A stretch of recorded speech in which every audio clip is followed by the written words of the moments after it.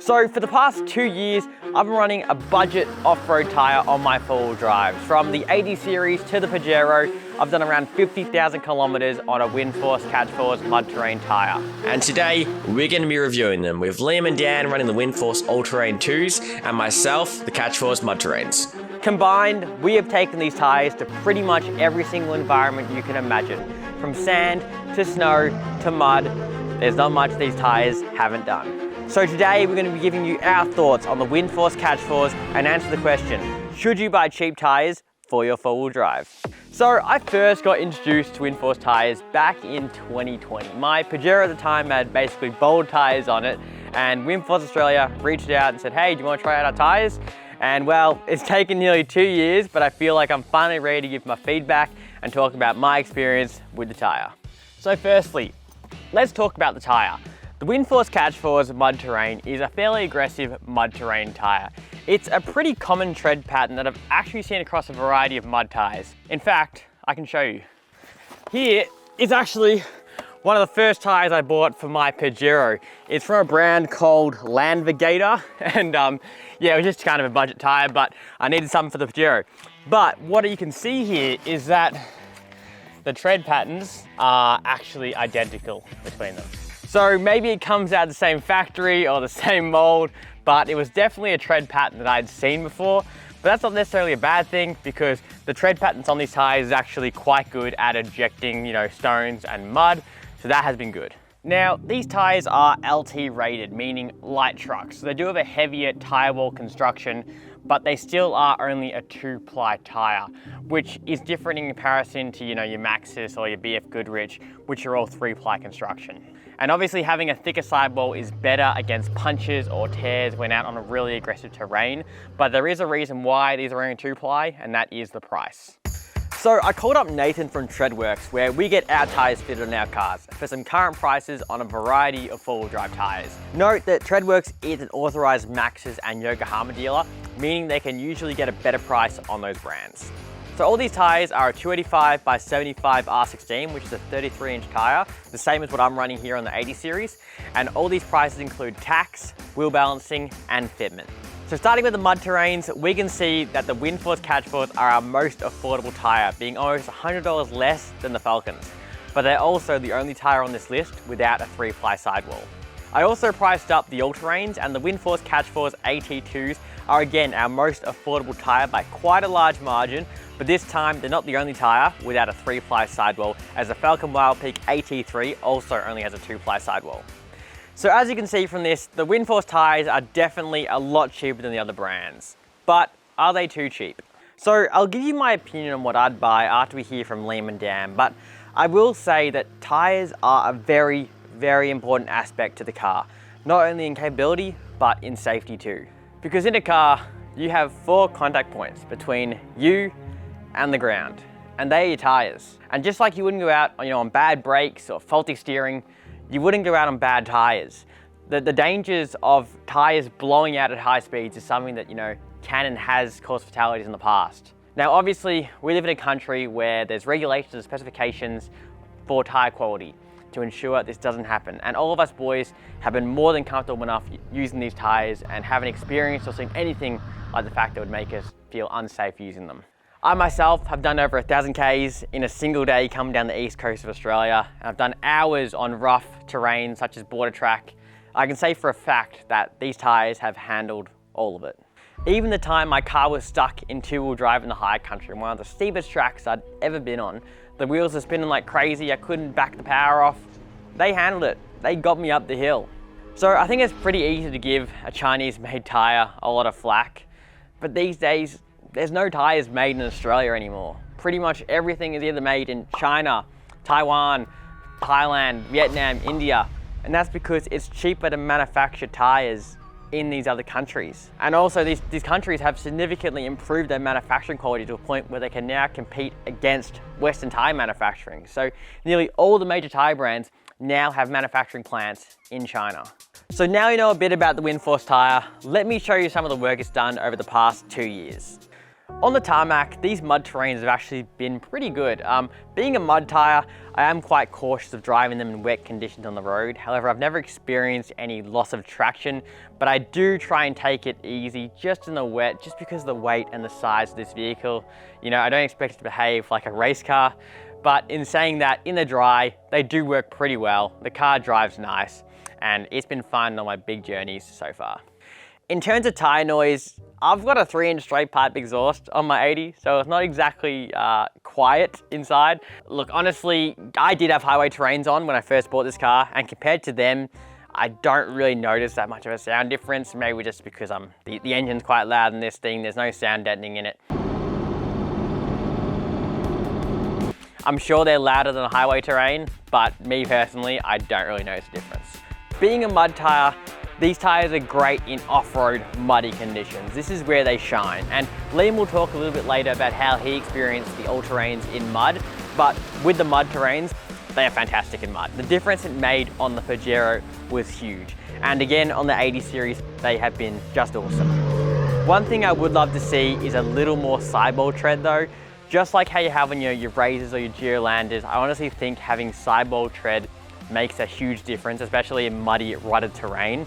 So I'd love to see Windforce do something like that in the future. In sand, these are the first tyres I've ever driven on sand, so it's kind of hard for me to judge, but they've handled everything I threw at them. And on snow, just like mud, they're great. Having the big tread blocks and the big spacing allows you to exit mud, rocks, whatever, out of the tread. It really clears them up, and these things don't turn into slicks. I've had them on some really muddy terrain, and they've still done really, really well.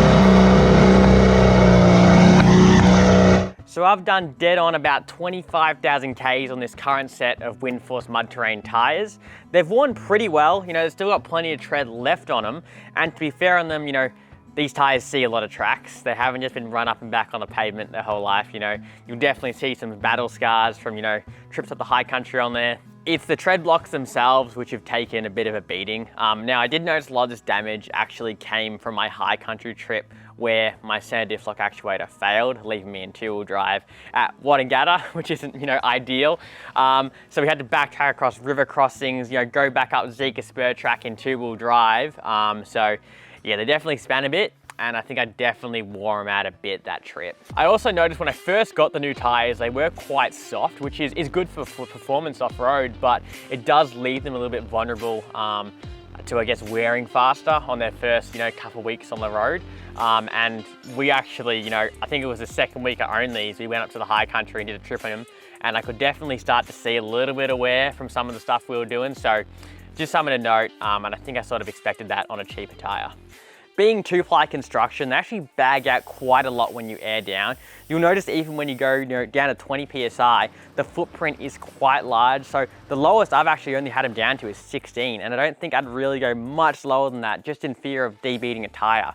They just bag out way quicker than a 3-ply tyre would. So I'll give you my final verdict on the mud terrains at the end of the video, but let's go over and talk to Dan and Liam and get their thoughts on using the all-terrains.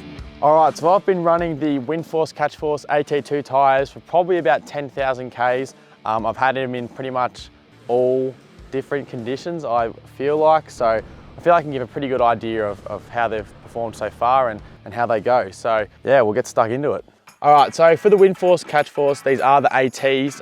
They're in a 305/70 R16, which is slightly wider than my old tyre, just because I wanted a little bit of extra grip off-road. I went for an all-terrain pretty much because although I'd try to get away and go forward driving a bit, the majority of Ks are road Ks, and even when I go away forward driving, it's like, if you're doing high country stuff in summer, it's only dry, so it's not often you catch me going out to Langy mudding and that sort of thing. So didn't really make sense to have a muddy at the time. So yeah, that's why I went with the ATs. So how do these things perform on the road? Well, before I got these tyres, I actually got a brand new set of Cooper ST Max tyres when I got this car a few years ago now. So everything I've sort of been doing in these has been in comparison to those. Now I can already say that these were, well, I felt these were a lot grippier on the road.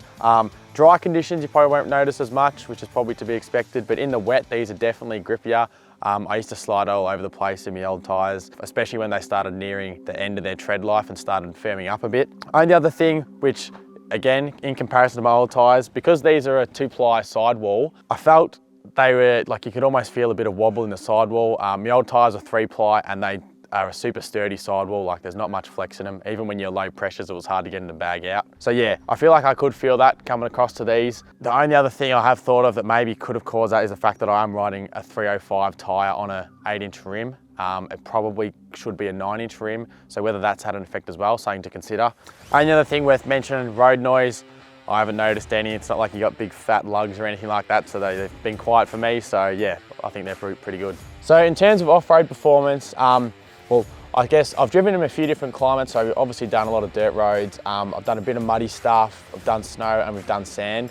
I can say they've been pretty good really for the dirt roads and the sand, no issues at all. Seem to grip as well as any other tyre on the dirt roads really. And in the sand, obviously, because these are a nice big wide tyre, they did very well for me. I didn't find myself getting bogged too much. My only gripe with them is in the mud, and there's sort of a couple reasons for that. Yes, these are an AT tyre, but there's just not really much grip in the lugs for mud. The spacing isn't that wide, the lugs aren't that tall, and they're not angled like in a way that can really grip that well. They also don't dissipate mud well, so they will get clogged up pretty easy. That's what I've found. Another big issue with the mud aspect is that they've got literally no sidewall. Like you can see the lugs, they sort of just drop off the side, but like they don't come down at all and they don't actually protrude like an edge at all. So that really doesn't help them. Again, yes, they're an AT tyre, but they could be better. On the rocks too, haven't done a heap of rock stuff, haven't done anything with like anything crazy else, but a small amount of shaly stuff, that's about it. Seemed okay. Yeah, again, the Treadworx being pretty small probably isn't the best thing, but yeah, from what I've done, they worked, yeah, as you'd probably expect an all-terrain too. So, in terms of wear, haven't noticed any problems with it, even with my terrible front end. They all seem to be wearing pretty even, and yeah, they've been fine so far. So how do I rate the Windforce Catchforce AT2s? Well, I can't really say they're a bad tyre because they're not a bad tyre. Would I get them again? That's a different question. I probably wouldn't go for them again. As I mentioned, those couple little things, particularly about the mud. Where we live in Victoria, it's wet most of the year, and so mud or slick roads is something you're frequently coming across, and it's important to me. Also, how I mentioned with the side lugs. If you were to run these tyres, I'd suggest them for a person that probably isn't using them that frequently, like to go off-roading like once every couple of weeks or whatever, and that combined with not going to places that are too crazy ass. If you're doing stuff that's really gnarly, get a tyre that's built for it. That's pretty much the thick of it. These are a budget tyre, AT tyre, they'll get you out there, they'll get you doing stuff, but when you want to go to the next level, you're probably gonna have to switch it up. Alright, so if you've been following the build of this car, you'll know I've been running the Windforce Catchforce AT2s. I've gone with 33 by 12.5, so factory this was 31 10.5, so an extra 2 inches wider, 2 inches overall taller, which is only 1 inch to the centre. They're on 15s, so the smallest rim I could fit on over GQ brakes. So I chose an all-terrain because of the style of driving I do, and this is something that I think a lot of people neglect when they go to buy tyres. They just go, right, I need tyres for my four-wheel drive, I need mud terrains. Why? Because your mate's got them or the internet says you need them. Look at the actual style of driving you do. And for a lot of people, mud tyres are the right choice. Not necessarily for everyone. So look at where you drive. Me personally, I try and stay out of the mud, if you can't tell by the car.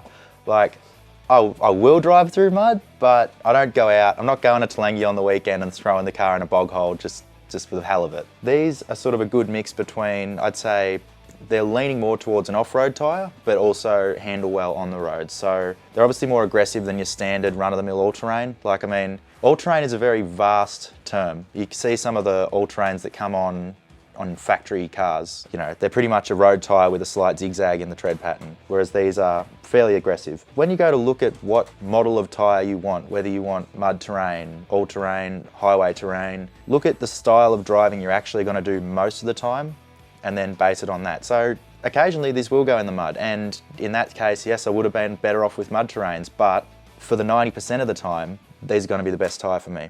All right, so the big question, how do they actually perform on-road and off-road?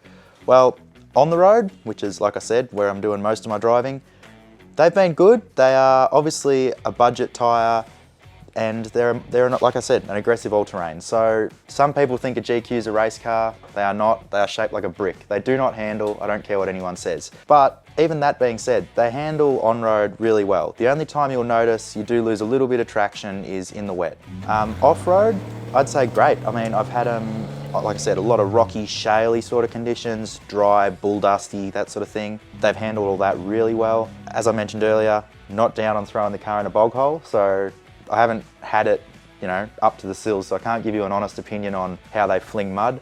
Liam's probably the man to ask about that. But I've had them on, wet, boggy sort of conditions, clay and that sort of thing, and they've handled it great, like to the point where there's been tracks where I'm going, will I get out and have to lock the hubs in? And it just walks, They've impressed me. For an all-terrain, I'm stoked with them. So as far as wear goes, to be honest, since putting these on, I don't want to say this, but the car's probably only done about 5,000 Ks. If you follow the channel, it's been a constant project. So spent more time right here where it is in the shed than actually on the road. But in that 5,000 Ks, they've worn really evenly. You can get mud terrains and that will wear horribly and they'll start to shoulder and all sorts of things. If you're gonna get tyres, get an alignment, especially if you're using your car in the bush. Go to someone who actually knows what they're doing. Obviously Nathan at Treadworx sorted all this out for us, so the car's been handling really well. Hasn't chewed out the tyres, they've been wearing great. All right, so how do I actually rate these tyres? I mean, they've been going great on this car. They're a budget end tyre. I mean, for a car like this, perfect. It's not my daily car and I don't drive the car hard. If you're gonna do the hardest, roughest conditions in the country, whatever country you're in, then obviously you wanna spend more on every component of your car. I built this car on a budget, like it's a project car. So as far as a budget is concerned, I think these are a great option. They're at a good price point, they're a good quality, and they're wearing really well. A lot of people don't know, I've already got them, I've had them for, 2 years on the back of my daily car, which is a VE Holden Ute. They're Catch 4's UHPs, a road terrain, like meant to be a fairly sticky compound, and those have worn really well. I mean, without going too far, I'm hard on tyres on that ute, and those have lasted better than anything else I've put on there. So if that's anything to go by, these are going to be just fine. So now comes the big question. Would I buy and run this tyre again?